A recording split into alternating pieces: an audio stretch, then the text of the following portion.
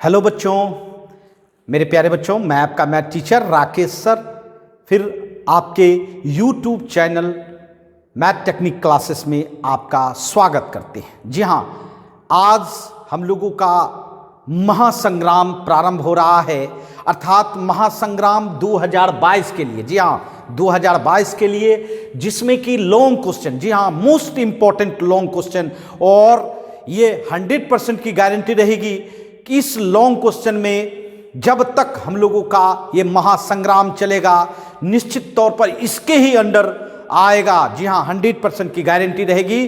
तो निश्चित मेरे प्यारे बच्चों, आज का जो हम लोगों का सेशन स्टार्ट हो रहा है वह बिल्कुल ही 2022 के लिए बहुत ही इंपॉर्टेंट है। तो जी हाँ, ये मैं आपको 5 मार्क्स, जी हाँ 5 मार्क्स, ये वादा करता हूं कि 5 मार्क्स आपको दिलाकर रहूंगा, और एक एक, जी हाँ, एक एक 5 मार्क्स, जितने भी 5 मार्क्स के क्वेश्चन होते हैं बच्चों, अर्थात 4 आपको 5 मार्क्स के क्वेश्चन बनाने होंगे। तो निश्चित तौर पर आप 4 का चारों, मतलब 100%, जी हाँ 100% आप बना के आएंगे, इसका वादा है बच्चों। जी हाँ, ये राकेश सर के द्वारा। तो चलिए, आज से जो हम लोग स्टार्ट कर रहे हैं, फर्स्ट सेशन है महासंग्राम का, अर्थात फर्स्ट पार्ट है, जिसमें कि काफी, जी हाँ, जो मोस्ट इंपॉर्टेंट लॉन्ग क्वेश्चन होगा वही आपको बताया जाएगा, और उस पर आप निश्चित तौर पर प्रैक्टिस करेंगे, अभ्यास करेंगे। क्योंकि बच्चों, सबसे बड़ी बात है कि लॉन्ग प्रॉब्लम तभी आप बना पाओगे जब आपका अभ्यास बिल्कुल तंदुरुस्त हो। जैसे हम लोग अपने हेल्थ के लिए क्या करते हैं, है ना, हेल्दी भोजन करते हैं, है ना, जहाँ जो कि आप पौष्टिक आहार वाला भोजन करते हैं, जिससे कि हम लोग बिल्कुल स्वस्थ रहें। उसी तरह मैथमेटिक्स में जितना आप प्रैक्टिस करोगे, जितना आप अभ्यास करोगे, उतना ज़्यादा आपको, है ना, बेहतर आपका एग्ज़ाम लॉन्ग क्वेश्चन में जाएगा भाई, और आप बेहतर बना पाओगे। जी हाँ, बेहतर बना पाओगे। तो चलिए, आज का जो हम लोगों का महासंग्राम है वो स्टार्ट करते हैं। जी हाँ, चलिए, पहला क्वेश्चन हमारे सामने आ रहा है। पहला क्वेश्चन बच्चों, फर्स्ट क्वेश्चन क्या कहता है, ध्यान दीजिएगा। फर्स्ट क्वेश्चन, जी हाँ, महासंग्राम का कहता है, prove that, prove that, prove that. सभी प्रॉब्लम को बिल्कुल बारीकी से समझेंगे और साथ साथ प्रैक्टिस करेंगे। Sine inverse 4/5 plus sine inverse 5/13 plus sine inverse 16/65 equal to π/2। जी हाँ, इक्वल टू π/2। आपको यह प्रॉब्लम देखकर यह समझ में आ गया होगा कि यह प्रॉब्लम आपके इनवर्स ट्रिगोमेट्रिकल फंक्शन, मतलब आईटीएफ का है। जी हाँ, आईटीएफ का है। देखिए, बिल्कुल 3 एंगल है, मतलब 3 इनवर्स है, मतलब 3 एंगल है, और इस तीनों का सम आपको बताना है भाई π/2। तो चलिए स्टार्ट करते हैं। जी हाँ, आज का संग्राम। जी हाँ, sign inverse 4/5 plus sine inverse 5/13 plus sine inverse 16/65। क्या आपके पास 3 एंगल को जोड़ने का है कुछ ऐसा हुनर जो कि तीनों एंगल को एक साथ जोड़ सके?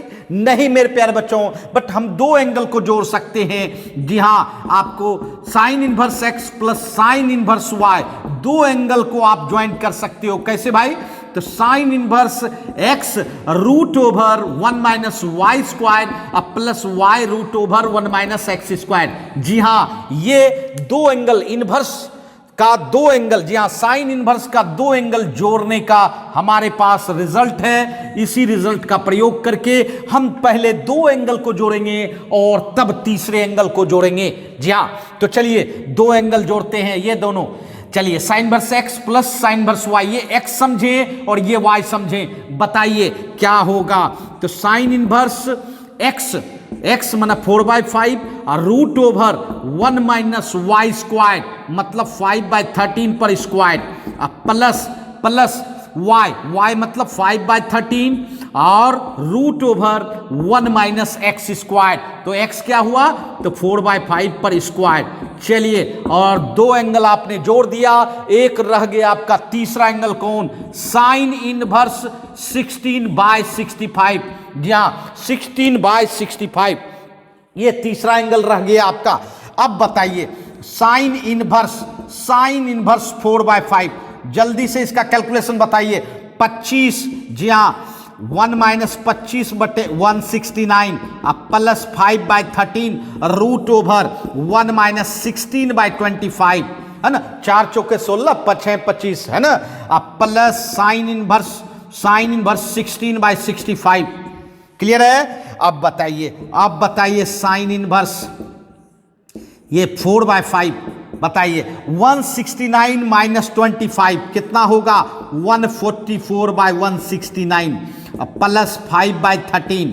जी हाँ, ये बताइए कि ये कितना होगा, 25 माइनस 16 कितना, 9/25।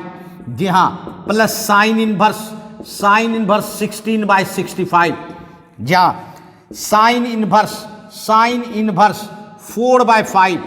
अब बताओ 144 का स्क्वायर रूट 12 और 169 का स्क्वायर रूट भाई 13 अब प्लस 5/13।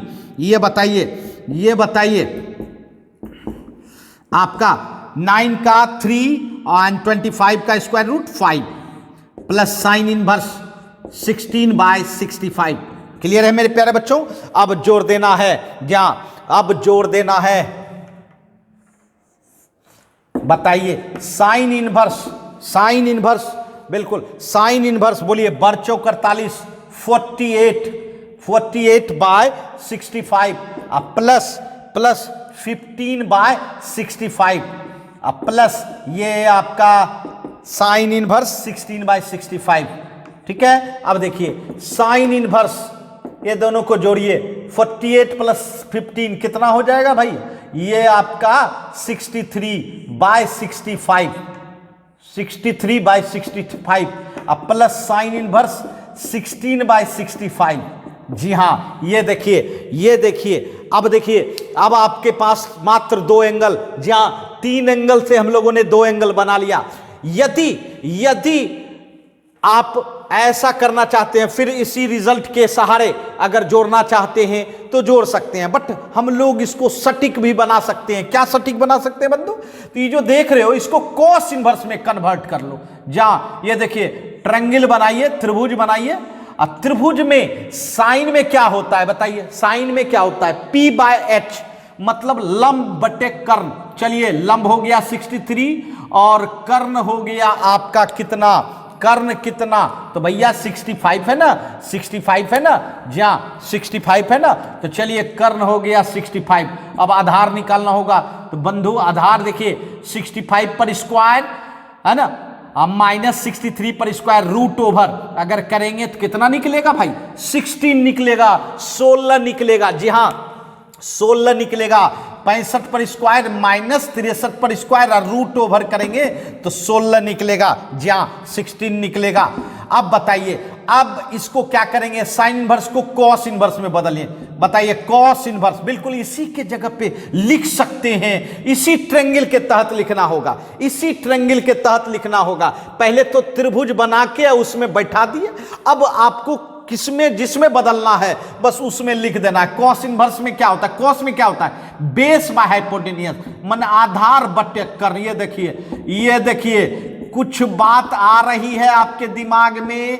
जी हाँ, ये देखिए दोनों का ये x सेम है और cos inverse x plus sine inverse x अगर बात करें तो π/2 होता है। जी हाँ, आपको पता है sign inverse x plus cos inverse x, ये x मिलना चाहिए, x मिलना चाहिए। जी हाँ x मिलेगा तो इसका रिजल्ट क्या होगा, दोनों के कॉम्बिनेशन का, तो भाई 90 डिग्री होगा, π/2 होगा। जी हाँ, तो ये आप बिल्कुल महासंग्राम का पहला क्वेश्चन है मेरे यार। जी हाँ, और अच्छा लगे तो अपने मित्रों के साथ शेयर करें, अगर नहीं अच्छा लगे तो बिल्कुल शेयर नहीं करें। जी हाँ, बिल्कुल शेयर नहीं करें, बट अगर अच्छा लगे और आपको लगे कि जी हाँ ये फायदेदायक है, हमारे एग्जामिनेशन के लिए अच्छा है और हम एग्जाम में अच्छी तरह बना सकते हैं, तो निश्चित तौर पर दूसरे को भी फायदा दें, अर्थात दूसरे मित्रों को भी यह क्लास शेयर करें, जिससे कि वो भी इस क्लास का आनंद उठा सके, है ना। चलिए जल्दी से नोट करें, फिर आगे बढ़ते हैं हम लोग।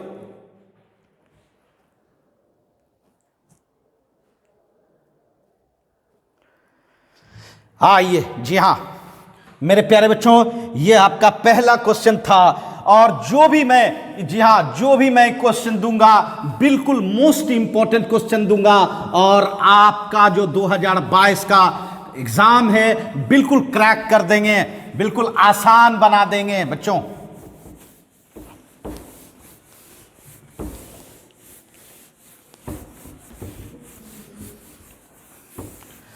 आइए आपके सामने फिर नेक्स्ट क्वेश्चन, जहां नेक्स्ट क्वेश्चन बच्चों आ रहा है, नेक्स्ट क्वेश्चन आ रहा है, आइए बनाते हैं। जहां क्वेश्चन नंबर 2 क्या कहता है भाई, क्वेश्चन नंबर 2 क्या कहता है, ध्यान दीजिएगा।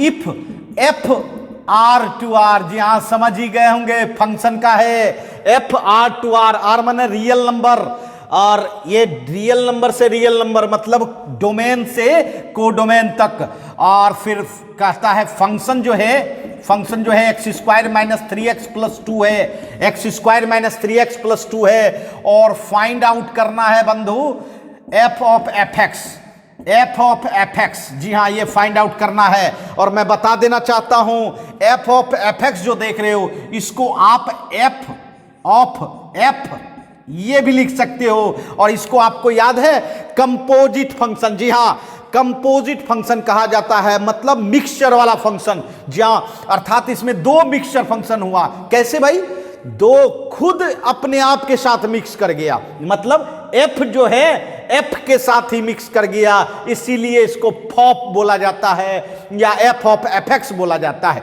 ठीक है, तो चलिए इसको बनाते हैं, इसको प्राप्त करते हैं। ये कैसे मालूम होगा बच्चों, जी हाँ ये कैसे मालूम होगा, आइए देखिए मेरे पास जो फंक्शन है वो क्या है भाई, एफ एक्स बराबर x square minus 3x plus 2, यही फंक्शन है, और आपको क्या निकालना है, फॉप निकालना है, अर्थात एफ ऑफ एफ एक्स निकालना है ना, एफ ऑफ एफ एक्स। बिल्कुल कंसंट्रेट होके देखें, बिल्कुल कंसंट्रेट, जरा गौर कीजिएगा, ये जो गौर कर रहे हैं फंक्शन, इसका इनपुट क्या लग रहा है, जो हमारा फंक्शन है उसका इनपुट x है, और वही इनपुट हर जगह डिस्ट्रीब्यूट हुआ है।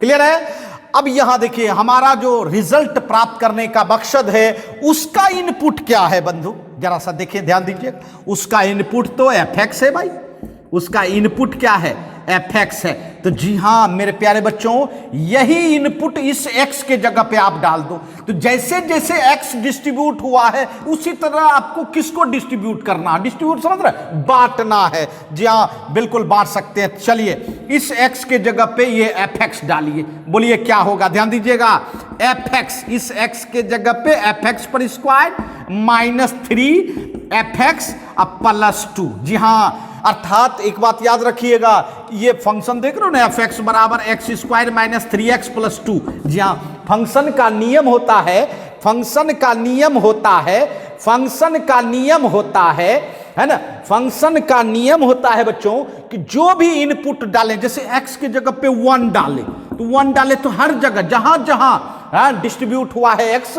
हर जगह डालना पड़ेगा 1 स्क्वायर माइनस 3 इंटू 1 प्लस 2, समझ रहे, 2 डालिएगा, 2 square minus 3 into 2 plus 2, clear. अगर c डालिएगा चंद्रमोहन, जहां तो c square minus 3 into c plus 2, clear. उसी तरह हमको डालना क्या था, तो बच्चों एफ एक्स डालना था, इसलिए एफ एक्स डाले, और एफ एक्स डाले तो क्या हुआ, तो एफ एक्स पर square minus 3 into F x plus 2, है ना।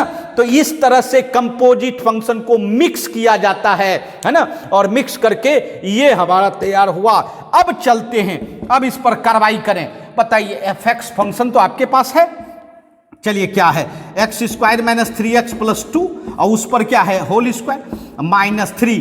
बताइए एफ एक्स के जगह पे फिर क्या है, x square minus 3x plus 2, clear, और आपका प्लस 2 है, प्लस 2 है। चलिए अब आप कार्रवाई कर सकते हैं। बताइए A plus B plus C पर होल स्क्वायर, आपको पता है A square plus B square plus C square plus 2ab। A क्या है एक्स स्क्वायर, बी क्या है तो बच्चों -3x, बी क्या है तो -3x। जी हां मेरे प्यारे बच्चों -3x। चलिए इसका कोई काम नहीं है, सिर्फ समझने के लिए था। चलिए अब देखिए क्या 2ab अब प्लस क्या होता है 2bc, 2b के जगह पे -3x इंटू 2c है ना। अब प्लस 2ca, c कितना तो 2, a कितना तो एक्स स्क्वायर। क्लियर हो गया, अर्थात क्या बना A square plus B square plus C square plus 2ab plus 2bc plus 2ca है ना। और फिर अब चलिए इसको मल्टीप्लाई कर दीजिए, कितना होगा 3x square minus minus plus, ध्यान दीजिएगा माइनस माइनस प्लस, 3 तिया 9x और 3 दूनी 6 -6 एंड प्लस 2। ये देखिए थोड़ा लंबा चौड़ा हो गया। तो जी हाँ बच्चों महासंग्राम भी तो है जी हाँ, और महासंग्राम मतलब लॉन्ग क्वेश्चन 5 मार्क्स के लिए हम लोग लड़ रहे हैं। जी हाँ ये किसके लिए 5 मार्क्स के लिए। जी हाँ मेरे प्यारे बच्चों 5 मार्क्स के लिए, और 5 मार्क्स सभी नहीं ले पाते हैं। जी हाँ जिसके पास जज्बा हो जुनून हो वही 5 मार्क्स लेंगे मेरे प्यारे बच्चों। चलिए एक्स स्क्वायर पर स्क्वायर एक्स पावर 4 और 9x स्क्वायर 2 दूनी 4, ये बताइए 3 दूनी 6 -6x क्यूब और 3 दूनी 6 6 दूनी 12 -4 12x 2 दूनी 4 x square 3x square plus 9x और -6 में 2 जाएगा -4। चलिए इसको काहे रखेंगे अकेला। चलिए आइए +4 -4 आपका कैंसिल। बताइए एक्स पावर 4 और उसके बाद छोटा पावर कौन है इससे 6x क्यूब रखिए। अच्छा 9x square 4x square 9 4 13x square और 13 में 3 घटा दीजिए, कितना बचा 10x स्क्वायर। और क्या है -12x अब प्लस 9x मतलब -3x। ये देखिए आपका ये तैयार हो गया कंपोजिट फंक्शन। जी हाँ अर्थात फॉप तैयार हो गया। जी हाँ महासंग्राम का दूसरा क्वेश्चन तैयार हो गया मेरे यार, है ना। तो चलिए समझ गए होंगे, जल्दी से इसको नोट करें, फिर महासंग्राम का तीसरा क्वेश्चन हम लोग बनाएंगे। जी हाँ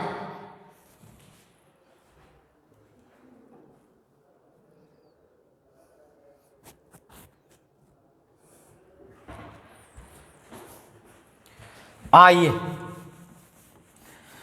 अब हम लोग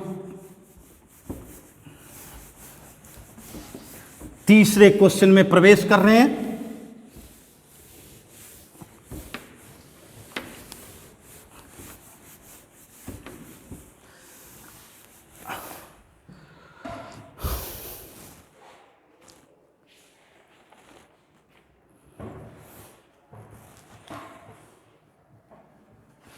आइए जी हां तीसरा प्रॉब्लम जो ये क्या कहता है भाई, प्रूव दैट जी हां डिटर्मिनेंट का है ये 1x स्क्वायर एक्स, मतलब फर्स्ट कॉलम में क्या है 1x स्क्वायर एक्स और दूसरा कॉलम में है बच्चों x 1x स्क्वायर, ठीक है x 1x स्क्वायर और तीसरा कॉलम में है x square x and 1 determinant है ना equal to 1 minus x cube पर होल स्क्वायर, जहां 1 माइनस एक्स क्यूब पर होल स्क्वायर। मेरे प्यारे बच्चों ये डिटर्मिनेंट है, जहां डिटर्मिनेंट, तो डिटर्मिनेंट का ये प्रॉब्लम है और हम लोगों के लिए काफी इंपॉर्टेंट भी है। देखिए बच्चों डिटर्मिनेंट के लिए सबसे पहले राइट साइड पर नजर डालनी चाहिए। राइट साइड माने क्या हमको प्रूफ करना है, क्या लाना है, तो आपको ये नजर आ रहा होगा 1 माइनस एक्स क्यूब। अगर 1 को थोड़ा सा एक्सप्लेन कर लें, 1 को 1 क्यूब समझेंगे तो A cube minus B cube क्या होगा, A minus B into A square plus A B plus B square. और उस पर होल स्क्वायर, माना होल स्क्वायर दोनों पर हो जाएगा। बताइए A cube minus B cube को आप 1 माइनस एक्स पर whole square plus 1 into 1 plus x square पर होल स्क्वायर लिख दिए। थोड़ा सा एक्सपेंड कर देने के बाद क्या होता है कि हम लोग को मालूम रहता है कि हमको लाना क्या है। जहाँ अगर आपको मंजिल पता नहीं हो कि मुझे जाना कहाँ है, तो क्या आप रास्ता ढूंढ पाइएगा? बिल्कुल नहीं। इसीलिए आपको पहले से मंजिल पता रहना चाहिए, तभी हम रास्ते को सेलेक्ट कर पाते हैं, चूज कर पाते हैं। जी हाँ, आइए हम लोग बनाएं।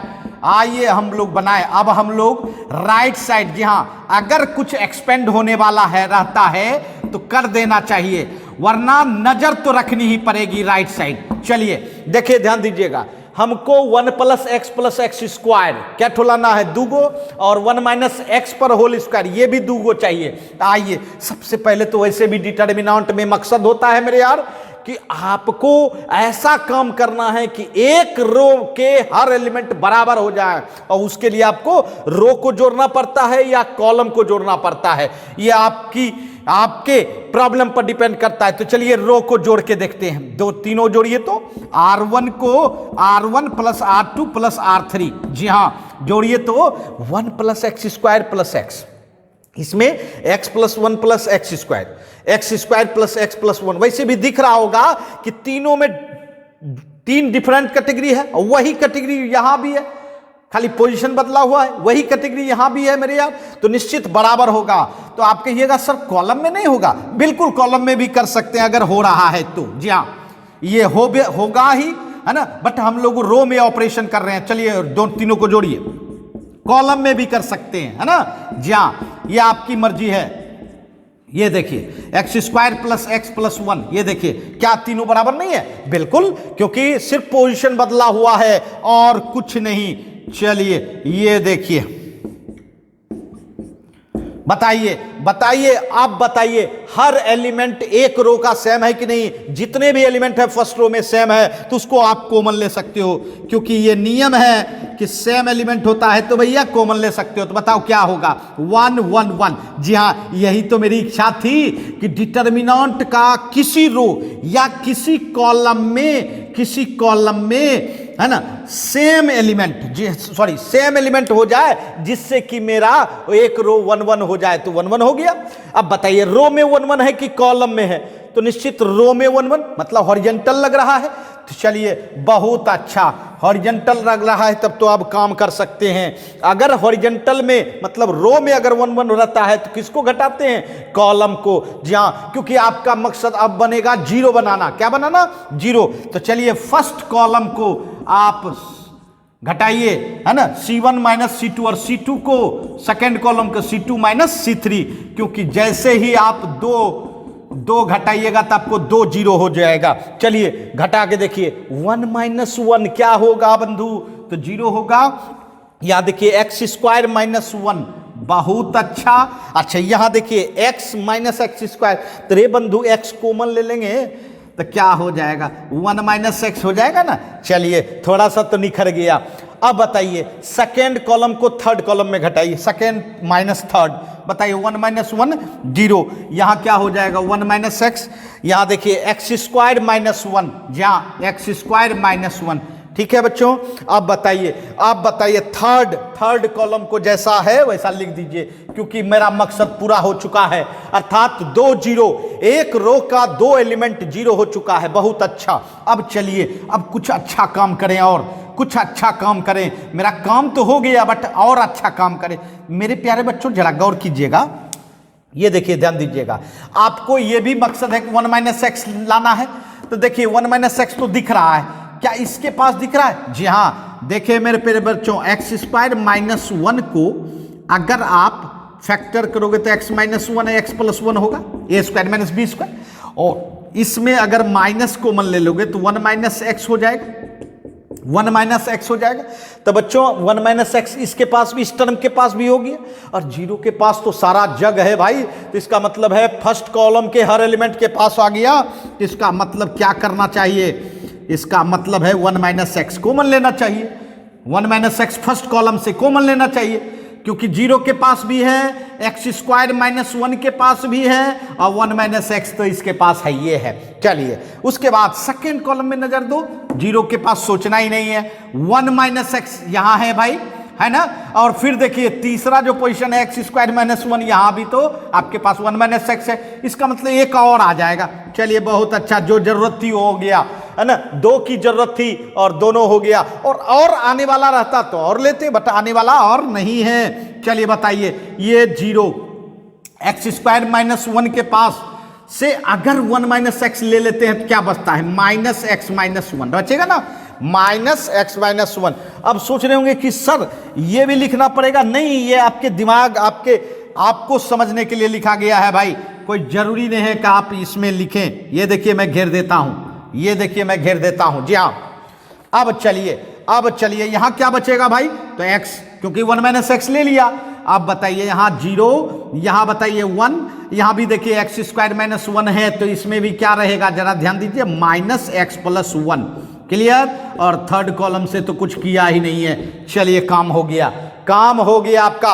अब बताइए, 2 जीरो हो चुका है, अब हल्का भी डिटर्मिनेंट हो गया है, अब तोड़ दीजिए, प्लस माइनस प्लस, प्लस 1 के, जहां जीरो जीरो के रिस्पेक्ट में तोड़ने से क्या फायदा है, जो भी जीरो के रिस्पेक्ट में टूटा है वह बर्बाद हुआ है, क्योंकि जीरो को किसी से मल्टीप्लाई कर दो भाई तो वह बर्बाद है, अर्थात उसका रिजल्ट क्या होता है, जीरो होता है। इसीलिए मेरे प्यारे बच्चों, है ना, जीरो के रिस्पेक्ट में, है ना, नहीं टूटता है। तो चलिए इसको छोड़िए, इसको भी छोड़िए, किसके रिस्पेक्ट में, 1 के रिस्पेक्ट में, हॉरिजॉन्टल और वर्टिकल कट कर दीजिए। मतलब जो एलिमेंट के रिस्पेक्ट में आपको तोड़ना होता है, पता है ना, उसके हॉरिजॉन्टल और उसके वर्टिकल एलिमेंट को डिलीट कर दिया जाता है और 4 एलिमेंट बचा। अब क्रॉस कर दीजिए, बताइए, माइनस कोना कोनी गुना कीजिए, minus minus plus, x minus 1 पर, सॉरी यहां प्लस नहीं बंधु, माइनस 1 है, नहीं प्लस, ये प्लस यहां भी बचेगा, प्लस यहां भी बचेगा, सॉरी एक्स प्लस 1 ना बचेगा यहां। अच्छा, माइनस माइनस प्लस हो गया भाई, तो x प्लस 1 पर होल स्क्वायर, माइनस एक्स गुना 1 कितना, x। क्लियर है। देखिए बंधु 1 माइनस एक्स लिए तो x प्लस 1 ही बचेगा दोनों पोजीशन पर। चलिए 1 plus x square, 1 minus x पर होल स्क्वायर। चलिए इसको थोड़ा एक्सपेंड कीजिए, x square plus 1 plus 2x minus x, a plus b whole square तोड़ दिया। अब चलिए यहां थोड़ा स्पेस है, यहां हम लोग पूरा कर लें, 1 plus x square into 1 minus x पर होल स्क्वायर। बताइए ये क्या होगा, ये 1, अच्छा 2x में x गया, x प्लस एक्स स्क्वायर। चलिए इसका भी जोड़ीदार मिल गया। बताइए 1 माइनस एक्स पर होल स्क्वायर, इसको आगे कर दीजिए, ये देखिए ये होल स्क्वायर हो जाएगा। अरे यही तो चाहते थे। चलिए ये क्या हो गया, 1 minus x into 1 plus x square पर होल स्क्वायर। और आपको पता है a minus B into A square plus A B plus B square, ये हो जाएगा आपका a क्यूब, मतलब 1 पर क्यूब माइनस एक्स पर क्यूब पर ये जो है आपका होल स्क्वायर है। देखिए आप पहुंच गए जगह पे, जी हाँ, 1 माइनस एक्स क्यूब पर होल स्क्वायर आपका पूरा हो गया। तो जी हाँ बच्चों, ये हम लोगों का बिल्कुल मोस्ट इंपॉर्टेंट प्रॉब्लम है बच्चों, समझ गए होंगे, जल्दी से नोट करें, फिर आगे बढ़ते हैं हम लोग।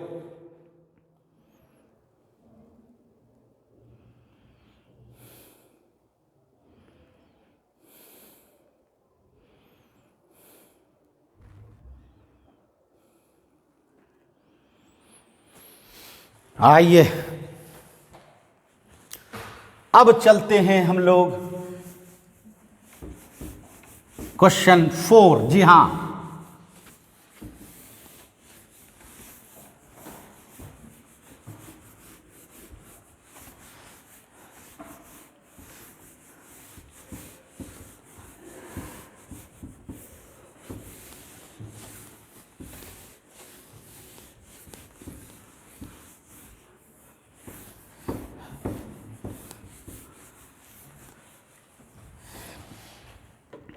आइए जी हाँ क्वेश्चन 4। जी हाँ, क्वेश्चन से ही देखकर पता चल रहा होगा कि आज का जो हम लोग का सेशन स्टार्ट हुआ है बिल्कुल बिल्कुल ही 2022 में लॉन्ग क्वेश्चन छूटेगा नहीं बच्चों। जी हाँ, छूटने नहीं देंगे। y equal to 3 e power 2x plus 2 e power 3x। जी हाँ, 3 e power 2x plus 2 e power 3x, ठीक है। और शो करनी है भाई, सो दैट दिखानी है, क्या दिखानी है भाई, d2y by d x two minus 5 dy by d x plus 6y equal to 0। जहां 6y इक्वल टू 0। देखो मेरे प्यारे बच्चों, यह जो है दो कंसेप्ट पर बेस्ड है। एक तो इसको हम सेकेंड ऑर्डर डेरिवेटिव भी कह सकते हैं। इसको क्या कह सकते हैं, सेकेंड ऑर्डर डेरिवेटिव। ये आपका इक्वेशन ऑफ कर्व है ना, और इससे आपको ये डिफरेंशियल इक्वेशन बनाना है। ये हो गया डिफरेंशियल इक्वेशन। दूसरा हम लोग टॉपिक पर थे डिफरेंशियल इक्वेशन, या इक्वेशन ऑफ कर्व से डिफरेंशियल इक्वेशन बनाना। और एक सेकेंड ऑर्डर में क्या होता है, जो जो जरूरत है उसको निकालिए, उसमें पुट करके सेटिस्फाई कर दिए। तो ये आपकी मर्जी है। चलिए हम लोग उस मर्जी को पूरा कर दें। आइए, आपके पास इक्वेशन है y बराबर 3 e power 2x plus 2 e power 3x। ये आपका इक्वेशन ऑफ कर्व है। ये जरूरी नहीं है कि आप ये सोचें कि ये किस चैप्टर का है, बट आपके पास कंसेप्ट रहना चाहिए। आपको जिस मेथड से बनानी है उस मेथड से बना सकते हैं। यही खासियत है मैथमेटिक्स की। जी हाँ, यही खासियत है किसकी, मैथमेटिक्स की। तो चलिए बंधु, इसको डिफरेंशिएट करते हैं। चलिए डिफरेंशिएट करते हैं। बताइए, डीसी करते हैं first time, dy by d x. देखिए बंजो, 3 कांस्टेंट है, e to the power 2x, e पे पावर 2x का डीसी तो यही रहता है। और फिर उसके बाद उसके इनपुट का डीसी करना होता है। तो इनपुट क्या होता है, पावर। इनपुट, चूंकि e पे पावर होने का मतलब पावर ही इनपुट होता है। तो बताओ 2x का डीसी क्या होगा, भैया 2 होगा, क्योंकि x का डीसी तो 1 होता है ना। चलिए प्लस 2, फिर चलिए 2 कांस्टेंट है, e पावर 3x का क्या हो जाएगा, e पावर 3x इंटू क्या हो जाएगा, इंटू इनपुट का 3x का 3 है ना, इनपुट का 3x का क्या 3। चलिए अब देखिए हमारा तैयार हुआ dy by d x equal to 3 दूनी 6 ई पे पावर 2x, 3 दूनी 6 ई पे पावर 3x। बताइए, ये सेकेंड इक्वेशन हुआ, अर्थात आपने एक बार डिफरेंशिएट कर लिया। फिर चलते हैं, जी हाँ, फिर चलते हैं डीसी करने के लिए, क्योंकि आपको 2 बार करनी है। जी हाँ, इसीलिए तो इसको सेकेंड ऑर्डर कहा जाता है भाई। अब बताओ dy बाई डी एक्स को फिर दोबारा करोगे तो ये लिखा जाता है d2y बाई डी एक्स 2। जी हाँ, अर्थात आपने दोबारा किया। चलिए 6, अब बताओ e पे पावर 6 तो कांस्टेंट है, e पे पावर 2x का डीसी तो भैया यही होगा, बट फिर इनपुट 2x का डीसी 2, इनपुट 2x का डीसी 2 है ना। फिर चलिए 6 कांस्टेंट है, e पे पावर 3x का डीसी तो e पे पावर 3x, क्योंकि आपको पता है e पे पावर x एक थेथर फंक्शन है मेरे प्यारे बच्चों। अर्थात थेथर क्यों बोले, क्योंकि सेम वही डीसी आता है भाई, वही डीसी आता है, उस डीसी को ही हमको लिखना होता है भाई। फिर उसके इनपुट का डीसी करो, 3x का कितना 3।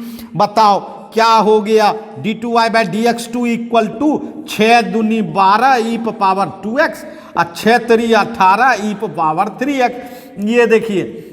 ये देखिए आपका तीसरा भी डिफरेंशियल तैयार हो गया, मतलब सेकेंड ऑर्डर भी तैयार हो गया। चलिए अब कुछ नहीं, अब आप LHS, जी हाँ LHS जो आपका डिफरेंशियल इक्वेशन है उसमें सब्स्टिट्यूट कर दीजिए।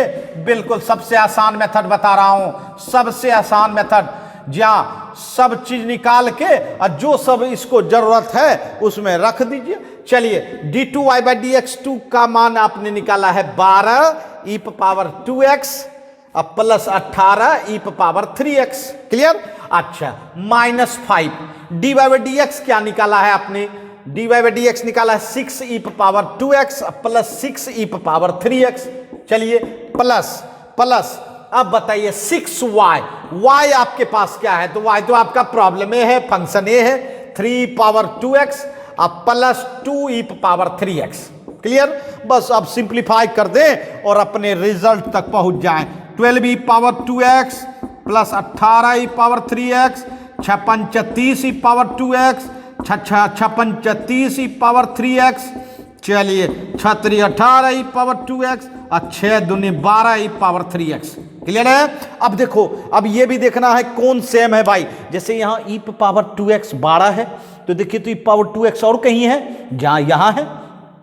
ठीक है, यहाँ देखिए ई पावर 2x यहाँ है, तो जी हाँ ई पावर 2x जहाँ जहाँ है वहाँ वहाँ देखिए ई पावर 2x अगर कॉमन लेंगे तो 12 माइनस 30 प्लस 18 और इसके साथ बगल में ई पावर 2x लिखेंगे। क्लियर है? और उसके बाद ई पावर 3x को एक जगह करो, ये बताओ ये कितना 18, यहाँ कितना 30, यहाँ कितना 12। जी हाँ, आपको एक एक बारीकी से समझाने का प्रयास कर रहे हैं और बिल्कुल समझ में आएगा। अब बताओ 18 12 कितना 30 और 30 माइनस 30 कितना 0। चलिए ये देखिए, और यहाँ देखिए 18 12 30 और 30 माइनस 30 कितना 0। जब बताइए, 0 को तो वैसे भी बर्बाद करने का मन होता है, जिसको भी चाहता है वह बर्बाद कर देता है। चलिए 0 प्लस 0 कितना 0। तो मैं तो चाहता ही था कि LHS में मैं पुट करूं और रिजल्ट मुझे क्या मिले, तो 0 मिले, लड्डू मिले।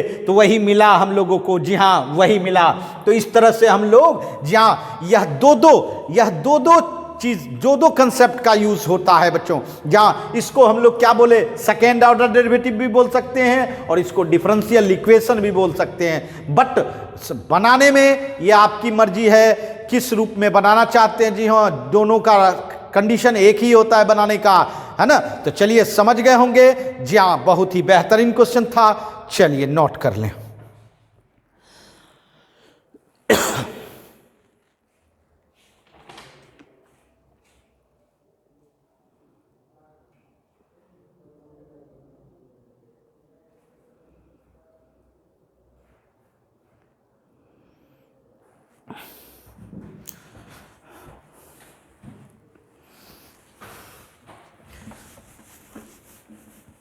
अब हमारे सामने क्वेश्चन नंबर 5 आ रहा है, जो कि बेहतरीन, जी हाँ बेहतरीन क्वेश्चन। जैसे जैसे हम लोग का स्टेप बढ़ते जा रहा है, बेहतरीन सब क्वेश्चन मिलते जाएगा भाई।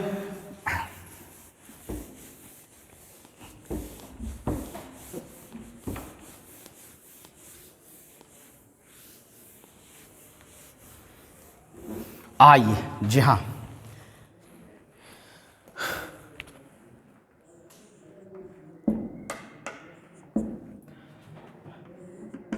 कहूं इवेल्युएट 0 से π/4। जी हाँ, 0 से π/4 log 1 plus 10x, log 1 plus 10x काफी इंपॉर्टेंट प्रॉब्लम है बच्चों। जी हाँ, बहुत ही इंपॉर्टेंट है। 0 से π/4 log 1 प्लस 10x। ऐसे भी इंटीग्रेशन में log से बड़ा डर लगता है मेरे यार, याद करो। जहां जिस फंक्शन के पास log आ जाता था, जिस इंटीग्रेशन के फंक्शन के पास log आ जाता था, उसका इंटीग्रेशन करना बहुत ही मुश्किल होता था। और यहां भी log आ गया तो निश्चित तौर पर यह साधारण सिंपल प्रॉब्लम नहीं होता है। और जब जो सिंपल नहीं होता है वही तो महासंग्राम में आता है, जो सिंपल नहीं होगा वही महासंग्राम में आएगा। तो चलिए देखते हैं इसको बनाते कैसे हैं। सबसे पहले इसको आई मान लो, इसको आई मान लो भाई। जिसका चेहरा मोड़ा थोड़ा गड़बड़ हो, है ना, उसको आई मान के ही बनाना चाहिए इंटीग्रेशन में। जी हाँ, इसको मान लिए आई। फर्स्ट इक्वेशन हो गया भाई। आपको एक प्रॉपर्टीज यूज करनी है भाई, प्रॉपर्टीज 5। तो आप सोच रहे होंगे सर प्रॉपर्टीज 5 क्या है। जी हाँ, मैं यहां लिख देता हूं, बट लिखने की जरूरत नहीं है। 0 से a fx dx है, 0 से a fx dx जो यहां है, 0 से ये fx है ना।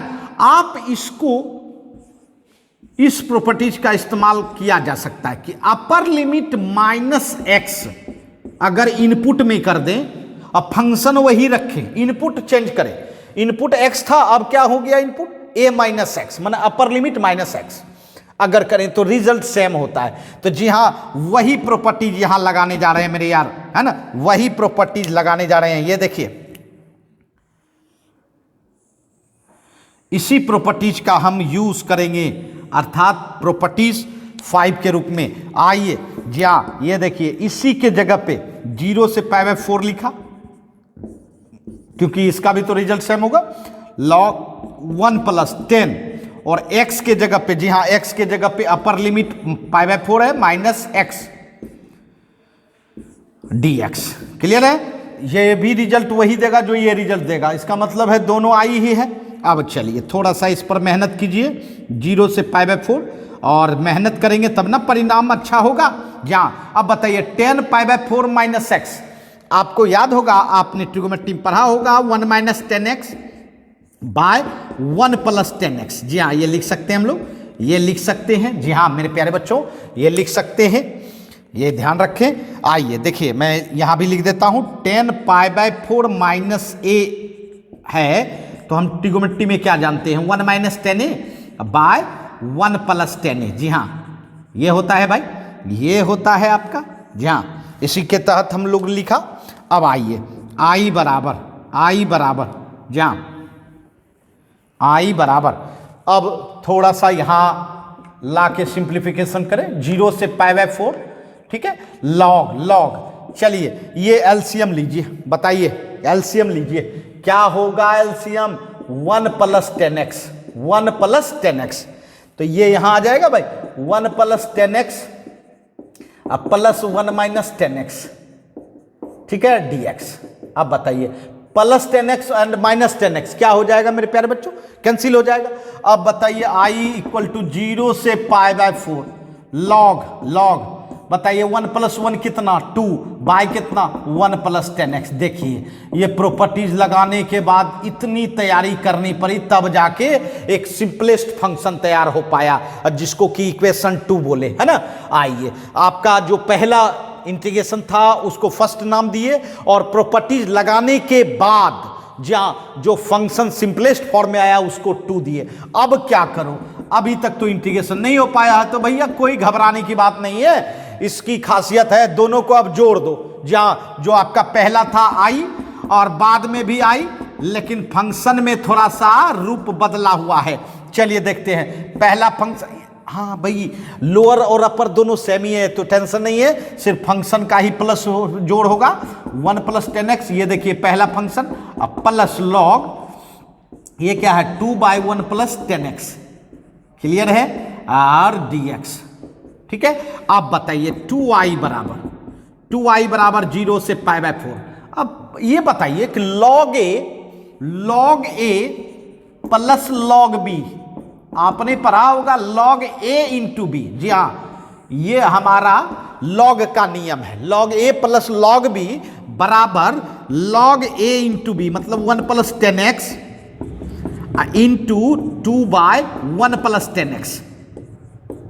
क्लियर है, इसका मतलब है देखिए a के जगह पे 1 + 10x है, अब b के जगह पे क्या है 2/1 + 10x। अब बताइए 1 + 10x आपका कैंसिल हो गया, 2i बराबर 0 से π/4। ये बताओ सिर्फ और सिर्फ 2 बचा, log 2 dx। अब बताइए कुछ करिश्मा लग रहा है, जी हाँ बिल्कुल लग रहा होगा, क्योंकि log तो है, बट log के साथ इनपुट क्या है, तो बच्चों 2 है, और जैसे ही इनपुट कांस्टेंट हो गया मतलब log 2 ही कांस्टेंट हो गया, और देखिए log 2 कांस्टेंट हो गया तो log 2 बाहर कर लेंगे।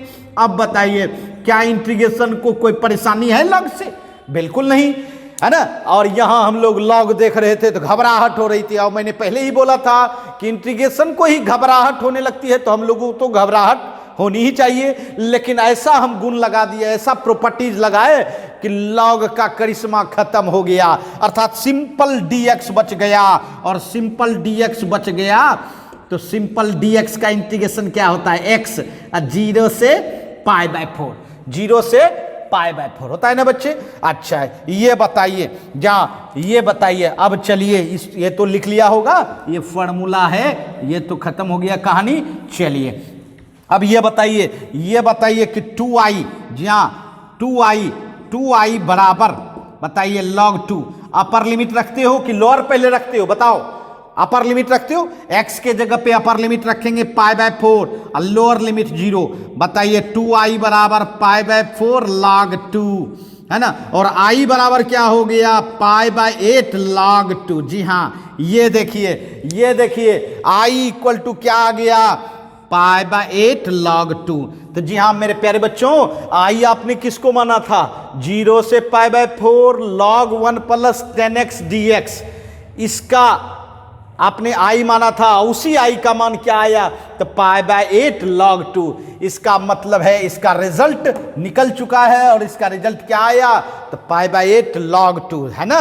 जी हाँ, तो हम लोग बारीकी से जी हाँ एक एक स्टेप को बिल्कुल समझते हुए जहाँ प्रॉब्लम बनाना है, क्योंकि मैंने इस सेशन का क्या नाम रखा है, महासंग्राम, जिसमें कि सिर्फ और सिर्फ लॉन्ग प्रॉब्लम हम बताएंगे आपको, बिल्कुल लॉन्ग प्रॉब्लम, है ना, जानने का प्रयास करना है, और लॉन्ग प्रॉब्लम को प्रैक्टिस भी करना है, और उतना बार प्रैक्टिस करना है कि हमारे एग्जामिनेशन में बिल्कुल 100 बाय 100 बना के आए, है ना। जी हाँ, चलिए इसको नोट कर लें।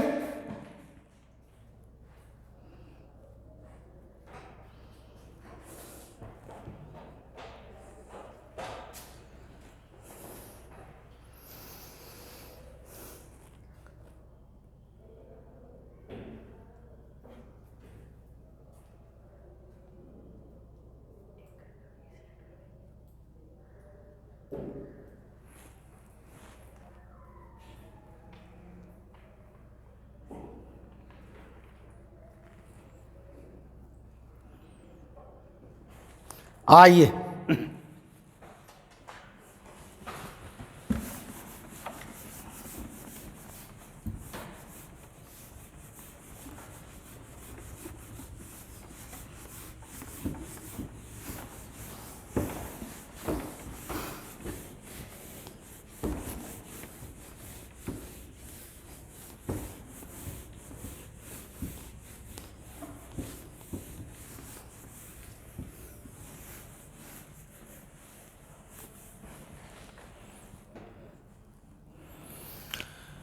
आइए अब हम लोग क्वेश्चन नंबर 6 बनाए।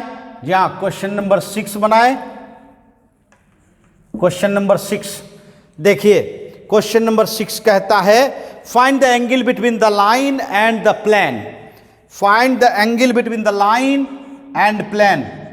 फाइंड द एंगल बिटवीन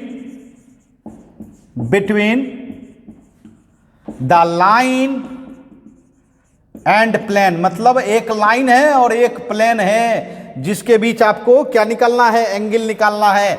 ये चलिए लाइन का इक्वेशन है x plus 1 by 2, x plus 1 by 2। जी हाँ, x प्लस 1 बाय 2। इसके बाद y बाय 3। जी हाँ, क्या है भाई, y बाय 3, y बाय 3। उसके बाद आपका है z minus 3 by 6, z minus 3 by 6। ये देखिए ये लाइन हुआ।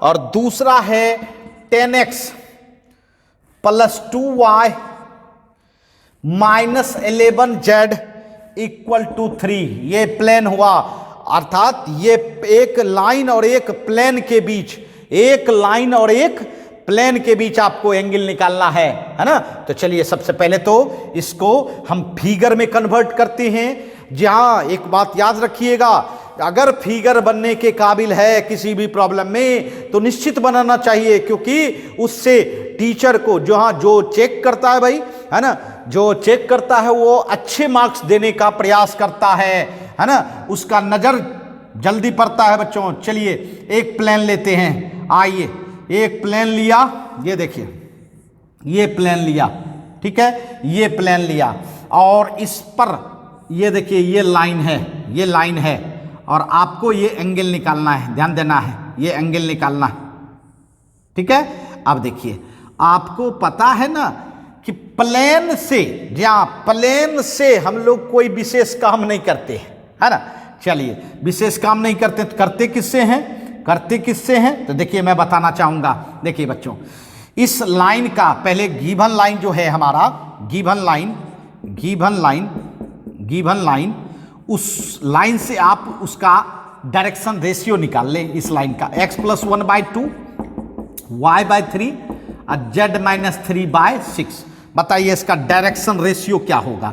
तो नीचे वाला डायरेक्शन रेशियो होता है 236, 236।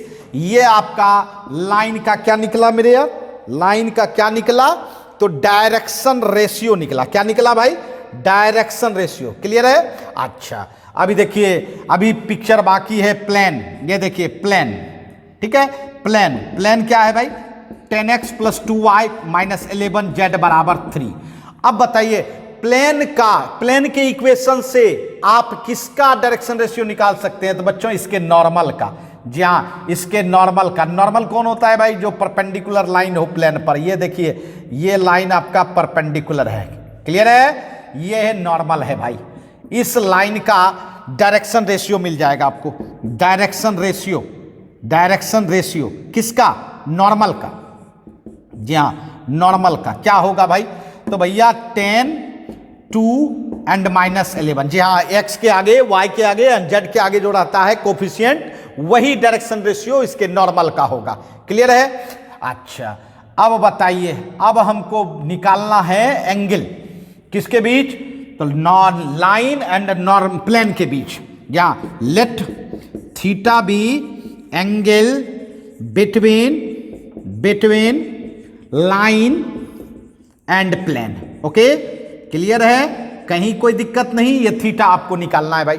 अब जरा सा सोचिए, प्लेन और लाइन के बीच तो कुछ ऐसा हमारे पास कोई कंसेप्ट नहीं है भाई कि एंगल निकाल सके। तो आप क्या करो, कुछ एक्स्ट्रा दिमाग लगाओ ज्योमेट्री का। ये थीटा है मेरे यहाँ, तो ये बताओ, ये तो परपेंडिकुलर है, ये देख रहे हो परपेंडिकुलर है, और ये झुका हुआ लाइन थीटा बना है। ठीक, तो परपेंडिकुलर है तो ये तो 90 डिग्री बन रहा है। ध्यान दीजिएगा 90 डिग्री ये बन रहा है। तो ये एंगल क्या होगा, नॉर्मल और लाइन के बीच का एंगल क्या होगा बताओ जल्दी से, 90 - थीटा। क्योंकि अगर ये 90 डिग्री बन रहा है ना, अगर ये 90 डिग्री बन रहा है बंधु, है ना, 90 डिग्री बन रहा है। देखिए ध्यान दीजिएगा, ये देखिए ये प्लेन है, सपोज कीजिए ये प्लेन है, ये लाइन है भाई, और ये नॉर्मल है। ध्यान दीजिएगा, तो मुझे तो ये पता है कि ये नॉर्मल जो है, ये जो नॉर्मल है, ये नॉर्मल जो है ना, जहाँ ये जो नॉर्मल है, ये देखिए, ये देख रहे हैं, ये ऐसे कंडीशन बना हुआ है, ये देखिए।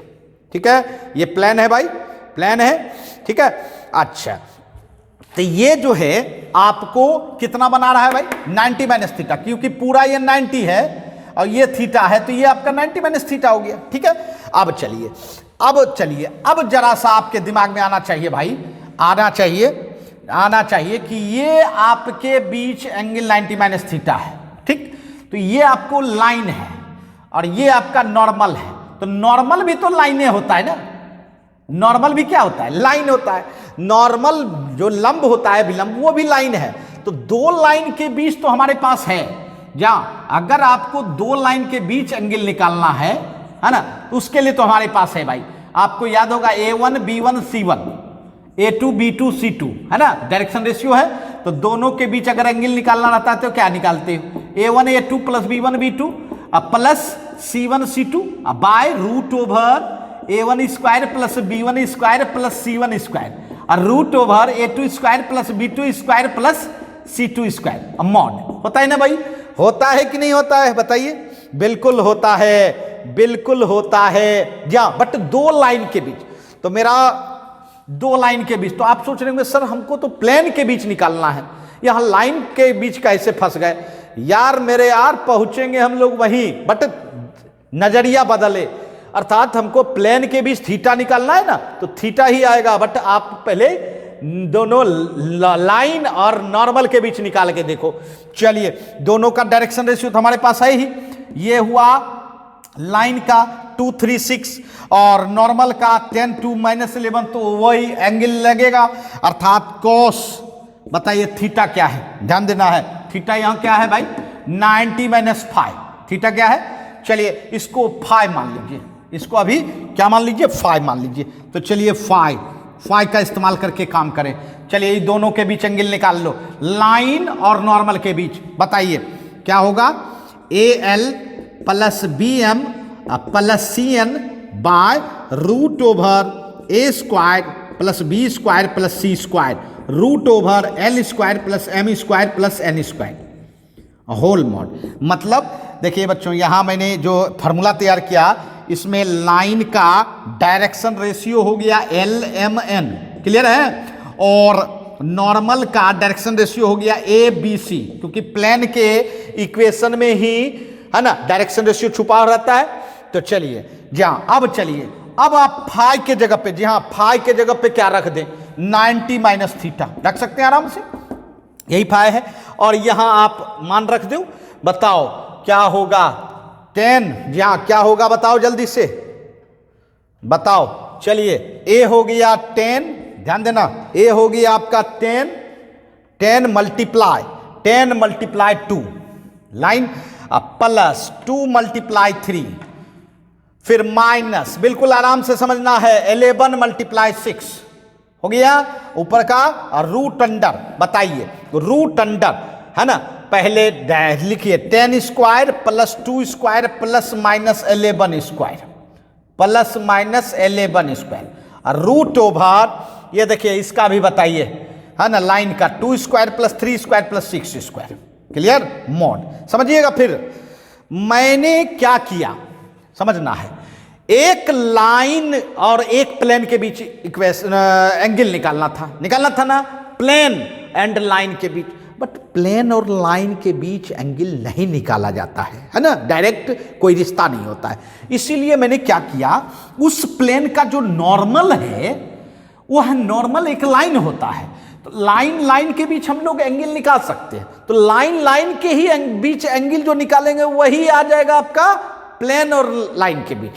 कैसे, तो वो देखिए, ये देखिए आपने थीटा माना, ये हो गया 90 माइनस थीटा, और इसी 90 माइनस थीटा के तहत आपका काम हो जाएगा। तो देखिए यहां ध्यान दीजिए, cos 90 माइनस थीटा क्या होता है भाई, ये देखिए साइन थीटा होता है, बस काम खत्म, आपका एंगल थीटा निकल जाएगा। 10 दूनी 20, 3 दूनी 6, 11 6 के 66, अब बाय 10 धें 100, 2 दूनी 4, 11 21 से, ठीक है। अच्छा बहुत अच्छा है ना, जी हाँ, रूट ओवर 4 9 छछा के 36, थोड़ा सा कैलकुलेशन, जी हाँ जब महासंग्राम में फंसे रहिएगा तो कैलकुलेशन तो करना ही होगा। 6 में 66 माइनस 60, अब माइनस 60 प्लस 20 तो माइनस 40, क्लियर।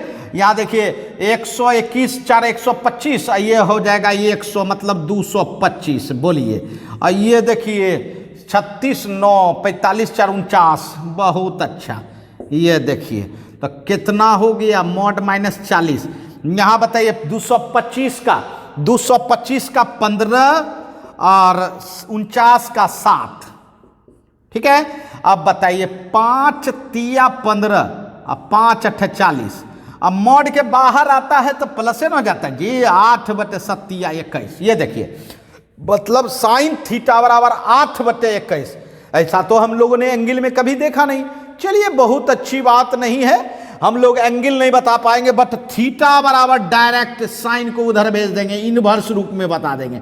बोलिए साइन इनवर्स 8/21, बस काम खत्म। ये देखिए अर्थात हम एग्जैक्ट एंगल तो नहीं बता पाए, बट इनवर्स रूप में बता पाए, तो हाँ क्या निकल गया, तो थीटा बराबर साइन इनवर्स 8/21। तो एक कहावत है, अगर सीधी उंगली से घी नहीं निकलता है तो क्या करनी पड़ती है, उंगली टेढ़ी करनी पड़ती है। तो वही इस सवाल में हुआ, हम लोगों को कह रहा था कि भाई लाइन और प्लेन के बीच एंगल निकालना, तो लाइन और प्लेन के बीच कुछ रिश्ता होता ही नहीं है ना, इसलिए उसके बीच तो हम नहीं निकाल पाते।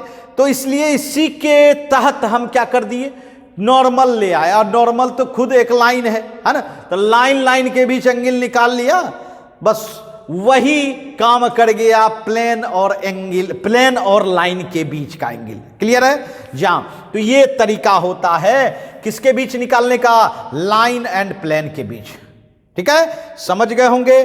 चलिए नोट कर लें।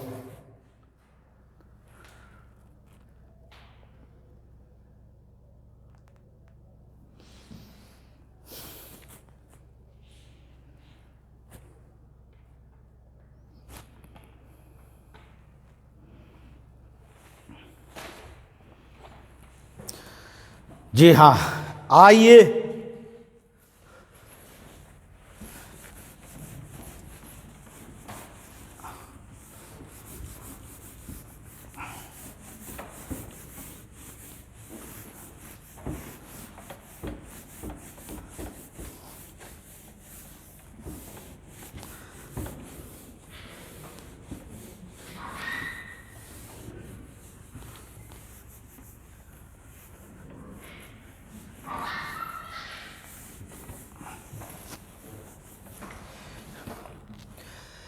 जी हाँ, अब हम लोग क्वेश्चन नंबर 7 बनाएं, जो कि आपको बिल्कुल पता ही है। ये देखिए, सॉल्व, जी हाँ, solve LPP, linear programming problem, जो कि हर बार एक क्वेश्चन निश्चित आता है भाई, है ना। लीनियर प्रोग्रामिंग प्रॉब्लम, है ना, बाय किसके द्वारा? तो बंधु ग्राफिकल के द्वारा। जी हाँ, ग्राफ के द्वारा, ग्राफिकली सॉल्व करना है भाई। ऐसे भी कहे या ना कहे, कहे या ना कहे, हमेशा ये ग्राफिकली ही सॉल्व होता है, ग्राफिकली ही सॉल्व होता है। तो चलिए देखिए कितना मिनट में हम लोग, है ना, कितने मिनट में हम लोग इसको सॉल्व कर पाएंगे भाई। चलिए, बहुत अच्छा, बिल्कुल ध्यानपूर्वक देखेंगे, काफी जबरदस्त है। मैक्सिमम निकालना है, z बराबर 4x प्लस वाई, z बराबर 4x प्लस वाई मैक्सिमम निकालना है। उसके बाद सब्जेक्ट टू कंस्टेंट, जी हां, subject to constant, x plus y less than equal to 50, 3x plus y is less than equal to 90 and x y is greater than equal to 0। मेरे प्यारे बच्चों, जो ये एलपीपी, जी हां, एलपीपी ये आपको बिल्कुल 100% 5 मार्क्स दिलाएगी। तो निश्चित घबराने की बात नहीं है कि जो बच्चे आज तक एलपीपी को सॉल्व नहीं किए होंगे, आज बिल्कुल इस महासंग्राम के तहत आप सॉल्व कर पाएंगे बच्चों। और मैं जीरो से, जी हां, बिल्कुल सटीक बताऊंगा और सबके बारे में बताऊंगा। तो पहले प्रॉब्लम को समझें। देखिए, इस एलपीपी इसको कहा जाता है, इस सिस्टम को, क्योंकि एलपीपी आपको मतलब ग्राफ के द्वारा एक डिफिनिट रिजल्ट नहीं देता है, या तो मैक्सिमम देगा या मिनिमम देगा। जी हां मेरे प्यारे बच्चों, अधिकतम या निम्नतम। जी हां, इसका मतलब क्या होता है भाई? अधिकतम माने ये जो रिजल्ट देख रहे हो z बराबर 4x प्लस वाई, इसको अधिकतम रिजल्ट निकालना है इसका। और मैं बता देना चाहता हूं, इसको कहा जाता है बच्चों ऑब्जेक्टिव फंक्शन। जी हां, ऑब्जेक्टिव मतलब जिस फंक्शन का, है ना, और यह हमेशा लीनियर एक्सप्रेशन रहता है। याद रखना, रैखिक लीनियर एक्सप्रेशन, याद रखना, रैखिक। ऑब्जेक्टिव में भी पूछा जाता है ऑब्जेक्टिव फंक्शन किस फॉर्म में रहता है, अलजेब्रा के किस फॉर्म में रहता है। तो जी हां बच्चों, लीनियर एक्सप्रेशन। जी हां, और मैं बता देना चाहता हूं सब्जेक्ट टू कंस्टेंट मतलब ये हुआ कंडीशन। ये क्या हुआ भाई? कंडीशन मतलब शर्त। जिस शर्त के तहत आप इसका रिजल्ट मैक्सिमम या मिनिमम, जो कहेगा प्रॉब्लम, अभी यहां मैक्सिमम कर रहा है तो मैक्सिमम, कभी कभी आपको मिनिमम कहेगा तो मिनिमम निकालना है। ठीक है जी हां, तो इसको कहते हैं कंडीशनल चीज, है ना, सब्जेक्ट टू कंस्टेंट। ये शॉर्ट में मैंने लिखा है एसयूबी, बट सब्जेक्ट इसको कहा जाता है। इसी कंडीशन के तहत इसको मैक्सिमम या मिनिमम चाहिए रिजल्ट। जहां बच्चों, तो मेरे प्यारे बच्चों ये देखिए, इसको ये जो है हमेशा लीनियर इनइक्वेशन, जहां यह किस रूप में आएगा? लीनियर इनइक्वेशन रूप में हमेशा आएगा। रैखिक असमानिका, जहां ये क्या है? रैखिक असमानिका।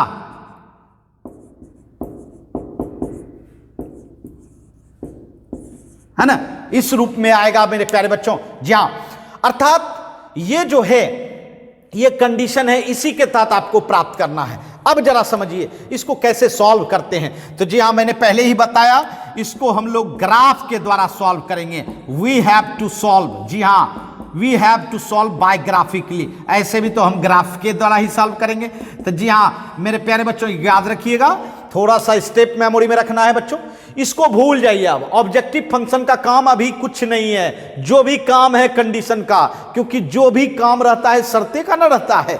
तो चलिए, शर्त का, कंडीशन का ही आपको ग्राफ ड्रॉ करना होगा, अर्थात आपको लीनियर इनइक्वेशन का ग्राफ ड्रॉ करना होगा। तो चलिए लीनियर इनइक्वेशन लीजिए।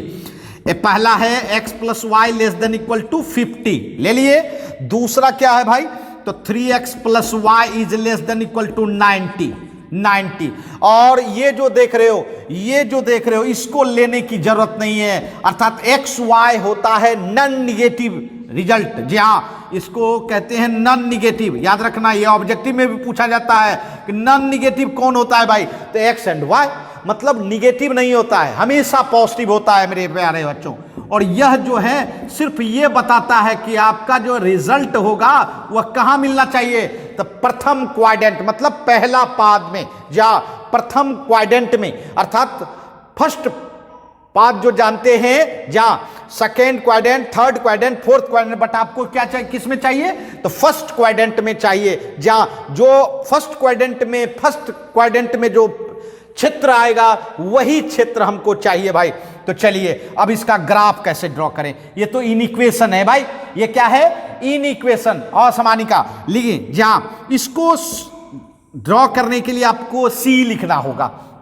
सी मतलब होता है करस्पॉन्डिंग, ई मतलब इक्वेशन, मतलब संगत समीकरण। क्या होता है भाई, संगत समीकरण। हर इन इक्वेशन का समीकरण होता है भाई, कुछ नहीं करना है, लेस देन हो या ग्रेटर देन, कुछ नहीं करना है, बराबर 0 कर, तो बराबर 50, जहां बस लेस देन हटा के बराबर 50। अगर यहां ग्रेटर देन रहता तो भी बराबर 50, मतलब दोनों के लिए, समझ रहे हैं। जहां लेस देन भी हो तब भी आप इसको हटा के इक्वल टू लिख दीजिए, वही कहलाएगा सी।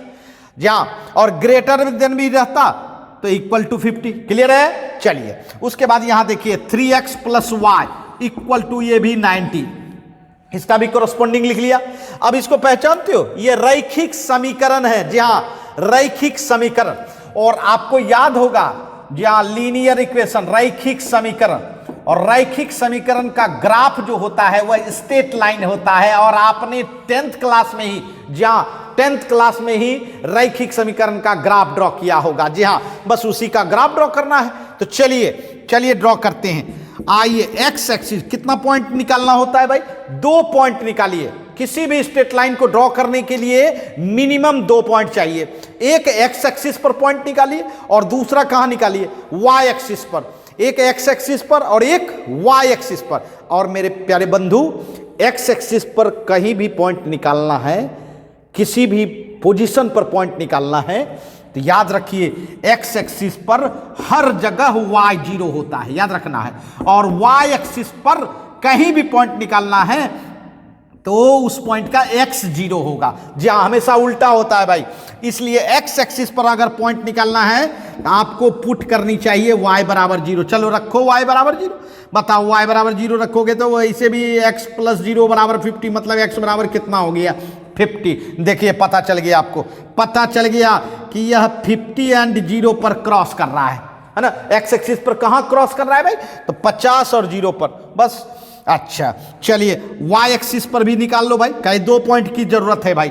अब बताओ वाई एक्सिस पर की कौन सा चीज 0 होता है, बताओ जल्दी बताओ। उल्टा उसका, वाई एक्सिस का उल्टा क्या होता है, एक्स, इसका मतलब x 0 होता है तो x 0 रखो।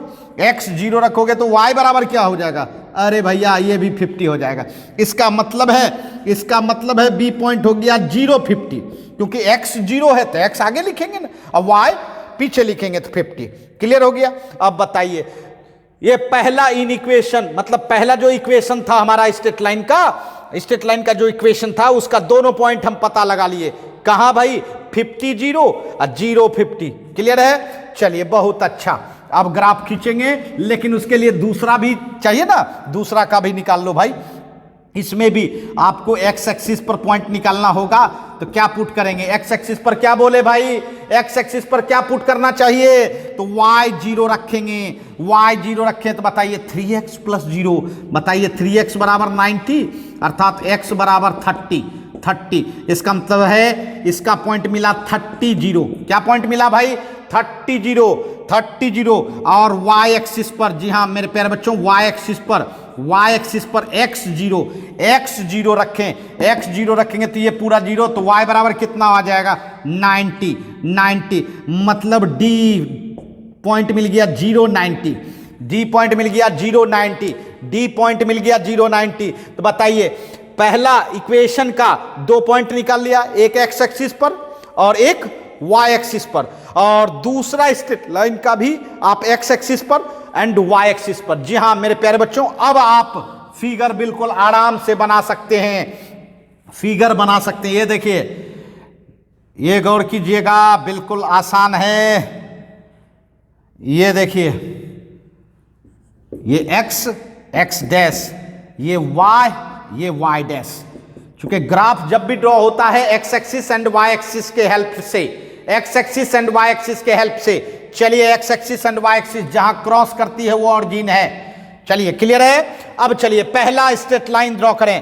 पहला पॉइंट क्या है अब आपका 50 0। पहला पॉइंट क्या है भाई 50 0। चलिए 50 0। अब कहेंगे सर 50 0 काउंट करेंगे क्या? नहीं भाई 50 0 काउंट करने की जरूरत नहीं है। एक अंदाज से, जी हाँ अंदाज से, क्योंकि हम लोग ग्राफ ड्रॉ नहीं कर रहे हैं, ग्राफ के द्वारा सॉल्यूशन कर रहे हैं। समझिएगा क्या कर रहे हैं, ग्राफ के द्वारा सॉल्यूशन कर रहे हैं। और अगर ग्राफ पेपर मिलता है तो बिल्कुल है ना एक रेंज ले लेना है ना, उसके आधार पर करेंगे 5 5 5 5 है ना, उसके आधार पर करेंगे।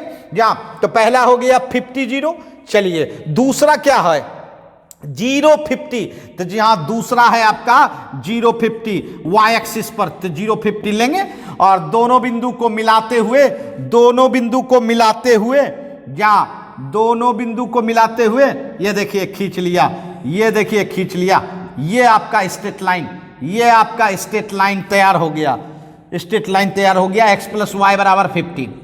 अब सोच रहे होंगे सर हम तो इक्वेशन का ड्रॉ कर लिए ग्राफ स्ट्रेट लाइन। तो जी हाँ मेरे प्यारे बच्चों इक्वेशन का तो आपने ड्रॉ कर लिया, बट आपको किसका चाहिए, लेस देन का चाहिए या ग्रेटर देन का चाहिए? जी हाँ इसी से तो मिल जाएगा। देखो बंधु ये स्ट्रेट लाइन जो है, स्ट्रेट लाइन में क्या करना है भाई, स्ट्रेट लाइन जो है वह दो साइड है, एक इधर ओरिजिन साइड, एक अपोजिट साइड। और आपको बस पता लगाना है कि ये आपका जो इक्वेशन है लेस देन जो है वह ओरिजिन साइड है कि ओरिजिन के अपोजिट है। कैसे पता लगाओगे, ओरिजिन साइड है कि नहीं? ओरिजिन में आपके पास क्या सब है 0 0 है। तो आप क्या करो यह 0 0 इसमें डाल दो। अगर संतुष्ट कर गया, सेटिस्फाई हो गया, जा अब जैसे मान लो कोई भोजन करते हो, अगर आपका भोजन पच गया तो निश्चित आपको उल्टी पुल्टी नहीं होगी। लेकिन अगर भोजन किया और फिर वह बाहर फेंक दिया तो क्या वह भोजन आपको संतुष्ट करा? नहीं। उसी तरह बच्चों 0 0, जी हाँ 0 0 साइड है कि नहीं है ये देखना है। तो आप 0 0 रख दो, रख दिया लेस देन 50, 0 लेस देन 50। अब बताओ क्या यह सही है? 0 50 से छोटा होता है। सपोज कीजिए आप, मेरे पास 0 रुपया है, आपके पास 50 रुपया है, तो अभी बताओ कौन बड़ा है? तो आप बड़े हो, मैं छोटा हूं। जी हाँ उसी तरह यहां है, देखो 0 लेस देन 50 है और 0 लेस देन माने 0 छोटा है 50 से, ही तो सही बता रहा है। इसका मतलब है कि 0 0 रखने पर यह क्या किया, संतुष्ट कर गया, सेटिस्फाई हो गया। मतलब इसका क्षेत्र जो है इधर ही है, क्षेत्र पता लगाना होगा। चलिए क्षेत्र इधर ही है, क्षेत्र इधर ही है ना, क्षेत्र इधर ही है ना। आपको पता है, जानते हैं मैग्नेट, मैग्नेट का भी एक एग्जांपल ले लीजिए। ये मैग्नेट है, इसके चारों तरफ इसका लाइन ऑफ फोर्स घूमते रहता है। इसके क्षेत्र में जो भी आयरन का चीज, लोहा का चीज आता है ना, खींच लेता है। लेकिन जैसे ही इसके क्षेत्र से आप बाहर रखोगे, क्या यह खींच पाएगा? नहीं खींचता है भाई, नहीं, क्योंकि इसके क्षेत्र से बाहर चला गया। उसी तरह यह 0 0 रखने पर संतुष्ट कर गया, मतलब कि जिधर ओरिजिन है उधर ही इसका क्षेत्र है, मतलब उधर ही यह लेस देन है। क्लियर है? अब आपको कुछ करने की जरूरत नहीं, बस आपके दिमाग में रहना चाहिए कि मेरा क्षेत्र किधर है इस लाइन का। क्लियर? अब चलिए दूसरा लाइन का देखिए, दूसरा लाइन क्या है भाई? दूसरा लाइन के लिए आपको पॉइंट एक्स एक्सिस पर क्या खोजना होगा? 30 0। अब ये बताइए 50 0 50 से छोटा होता है कि बड़ा होता है? ये तो आपको अंदाज है। चलिए 30 0 ये आंख ले लिए, 50 से नीचे है ना। और फिर चलिए y एक्सिस पर 0 90 है, y एक्सिस पर 0 90। अब बताओ 90 तो निश्चित 50 से ऊपर होता है ना, तो चलिए ऊपर पॉइंट ले लिया 0 90। क्लियर है? अब बताइए इसका लाइन खींचो, ये देख लो इसका लाइन खींच लिया, खींच लिया आपने, इसका लाइन खींच लिया। क्लियर है? अब बताइए अब बताइए ये लाइन आपने खींच लिया, अब बताइए कि क्या होगा? अब बताइए क्या होगा? तो इस लाइन का इक्वेशन आपका क्या है भाई? तो 3x + y = 90 है ना। बट आपको इसका भी क्षेत्र पता लगाना होगा। अब देखिए इस लाइन का क्षेत्र इस ओरिजिन साइड है, ओरिजिन के अपोजिट है। ध्यान देना है, ओरिजिन साइड है, ओरिजिन के अपोजिट है।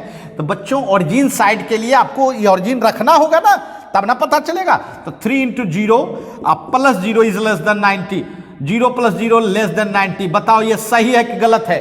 0 छोटा होता है 90 से, बिल्कुल 0 इज लेस देन 90, ये सही है मेरे यारों, सही है। इसका मतलब संतुष्ट कर गया, और जब संतुष्ट कर गया मतलब इसका भी क्षेत्र इधर ही है। अब दोनों का क्षेत्र मिलाइए, कॉमन क्षेत्र कौन सा है, ध्यान दीजिएगा। ये देखिए, ये लाइन बता रहा था कि मेरा क्षेत्र इधर है, बड़ी अच्छी बात है। ये लाइन बता रहा है मेरा क्षेत्र इधर है। निश्चित तौर पर आपको लग रहा होगा कि दोनों में कॉमन क्षेत्र ये हुआ, गौर कर रहे हैं, कॉमन क्षेत्र ये हुआ, ठीक है, कॉमन क्षेत्र ये हुआ। ध्यान दीजिएगा, ये देखिए, ये बच्चों बिल्कुल आपके नजर के सामने होनी चाहिए कॉमन क्षेत्र दोनों में क्या लग रहा है, ये वाला। बट एक चीज और कंडीशन पहले से रोक दिया है, आपका क्षेत्र जो भी हो लेकिन होना चाहिए किसके, फर्स्ट क्वाड्रेंट में, प्रथम पद। जहां प्रथम पद कौन हुआ भाई, ये पूरा क्षेत्र तो प्रथम पद नहीं हुआ, सिर्फ इतना सा। ये देखिए, ये देखिए, ये जो क्षेत्र देख रहे हो, ये क्षेत्र हुआ आपका, जी हाँ, प्रथम फर्स्ट क्वाड्रेंट का, है ना। इससे बाहर नहीं जाएंगे क्योंकि इसमें लीनियर प्रोग्रामिंग प्रॉब्लम में कभी निगेटिव की तरफ नहीं जाना है, क्योंकि हमेशा इसका वेरिएबल जो होता है वह नॉन निगेटिव होता है। ऑब्जेक्टिव के लिए भी मेमोरी में रखेंगे। ये क्षेत्र हुआ, और मैं बता देना चाहता हूं इस क्षेत्र को फिजिबल रीजन कहते हैं। जी हाँ, इस क्षेत्र को क्या कहते हैं भाई, फिजिबल रीजन, है ना, फिजिबल रीजन इस क्षेत्र को कहते हैं। तो चलिए, इस क्षेत्र में ही आपको मिलने जा रहा है रसगुल्ला, पेड़ा, जहां मतलब मैक्सिमम एंड मिनिमम किसका, ऑब्जेक्टिव फंक्शन का। समझ रहे हैं मेरी बात, ऑब्जेक्टिव फंक्शन का। तो सबसे पहले तो इसको, है ना, नोट कर लें, क्योंकि अब आपके सामने हम थोड़ा सा छोटा सा टेबल बनाएंगे, कुछ हटाएंगे, तब जाके ये प्रॉब्लम सॉल्व होगी, है ना, प्रॉब्लम सॉल्व होगी। चलिए जल्दी से नोट कर लें।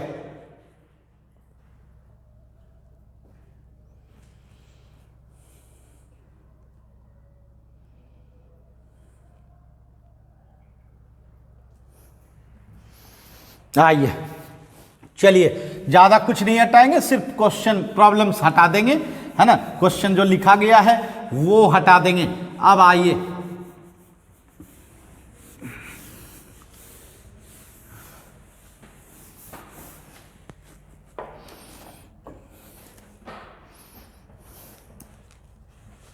देखिए, अब देखिए, ये हुआ फिजिबल रीजन। ये क्या हुआ मेरे यार, फिजिबल रीजन। जी हाँ, ये आपका फिजिबल रीजन हुआ।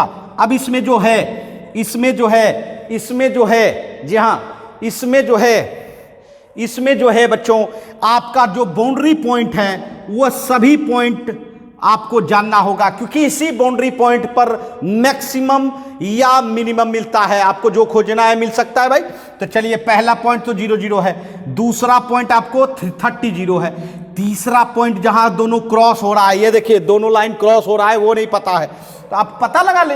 दोनों इक्वेशन जहां क्रॉस हो रहा है वो हम दोनों इक्वेशन को सॉल्व कर दें। और बचपन में आपने सॉल्व कितना बार किया होगा रैखिक समीकरण को, किया है कि नहीं भाई?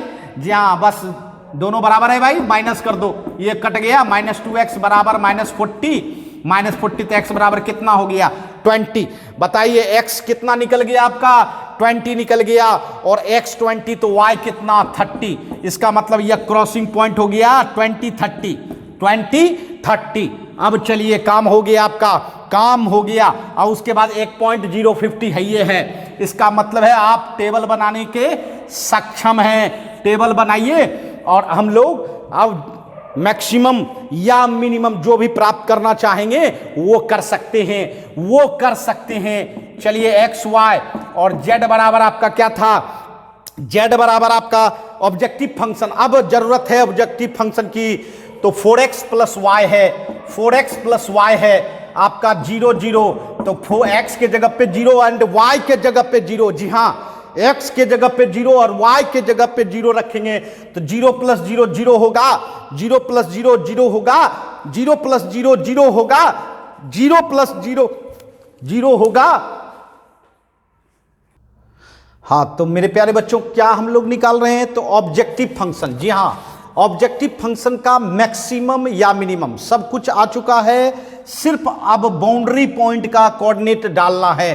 तो चलिए, सबसे पहला तो आपने डाला क्या, 0 0, तो यहां 0 प्लस 0 तो क्या होगा, 0 होगा। दूसरा पॉइंट लीजिए 30 0, ये देख रहे हो 30 0, जी हाँ 30 0 दूसरा पॉइंट। बताइए क्या होगा, 30 रखिएगा, 4 3 12 प्लस 0 मतलब 120, ठीक है। फिर चलिए 20 30 20 30 20 30, अब बताइए 4 दूनी 8 80, अब प्लस 30 110 है ना। उसके बाद 0 50 डालिए, 0 50 डालिए, 0 डालिए 50, मतलब 0 50 डालेंगे तो क्या होगा भाई 50।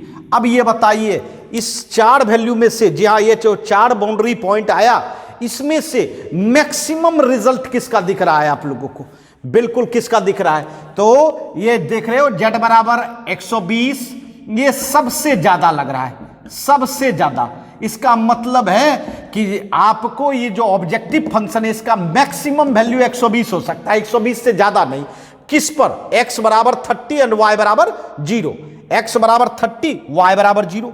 तो आपको अगर मैक्सिमम लिखना है, मैक्सिमम बतानी है ऑब्जेक्टिव फंक्शन का, तो बिल्कुल आराम से बता सकते हैं, जी हां, अर्थात z मैक्स 120 किस पॉइंट पर भैया, तो x बराबर 30 एंड y बराबर 0, मतलब x बराबर 30 एंड y बराबर 0, मतलब ये जो C पॉइंट था आपका, यही C पॉइंट आपको मैक्सिमम ऑब्जेक्टिव फंक्शन का दे सकता है। बट आपको मिनिमम नहीं चाहिए, बट मैं बता देना चाहता हूं कि अगर आपको प्रॉब्लम में मिनिमम भी चाहते, तो जी हाँ, इसमें कौन सा सबसे छोटा वैल्यू लग रहा है, तो 0, तो 0 लग रहा है। इसका मतलब है कि x बराबर 0 एंड y बराबर 0 पर मिनिमम वैल्यू क्या आता है, 0 आता। समझ रहे हैं मेरी बात। तो जी हाँ मेरे प्यारे बच्चों, महासंग्राम, जी हाँ ये महासंग्राम चल रहा है हम लोगों का, जिसमें कि आप लोगों को बिल्कुल हकीकत से वास्ता करवा रहे हैं, हकीकत से जोड़ रहे हैं, जहाँ अर्थात लॉन्ग क्वेश्चन जो है, लॉन्ग क्वेश्चन बिना महासंग्राम का नहीं हो पाता है बच्चों, जी हाँ। तो निश्चित तौर पर आप भी खुद से अभ्यास करें, खुद से प्रैक्टिस करें, और मैं भी अपनी तरफ से प्रयास कर रहा हूं। तो जी हाँ, आज का जो महासंग्राम था वह बहुत ही बेहतरीन और अलग अलग प्रकार के प्रॉब्लम के साथ था। तो चलिए आज के लिए इतना ही, फिर मिलते हैं नए सेकेंड पार्ट में, जी हाँ, अर्थात पार्ट 2 महासंग्राम। जी हाँ, बाय बच्चों।